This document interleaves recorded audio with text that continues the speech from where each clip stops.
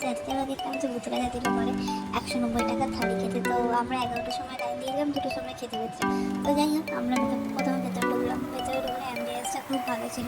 তো তারপরে দেখো আমাদের খাবারটা সঙ্গে সঙ্গেই চলে এসেছে, কিন্তু এটা 190 টাকার থালি। তো ওখানে অফার ছিল। তো তারপরে আমরা দেখলাম থালিটা দিয়ে গেছে। তো এটার মধ্যে অনেক ধরনের খাবার ছিল, ভাত, ডাল, শুক্তো, মাছ, ইঁচড়, চিংড়ি, তো তারপর পাবদা মাছ, মাংস, অনেক ধরনের ছিল। চলো ভিডিওটা দেখতে থাকো। তারপর গাইজ আমি প্রথমে পাবদা মাছটা দিয়ে খেলাম। পাবদা মাছটা তো মোটামুটি ভালোই ছিল। তো চলো দেখছি। তো তারপর গাইজ আমি মাটন দিয়ে খেয়েছিলাম। মাটনটা আমার ভালো লাগেনি, তো সব জায়গায় ভালো লাগতো, সেখানে মানেনি হয়তো।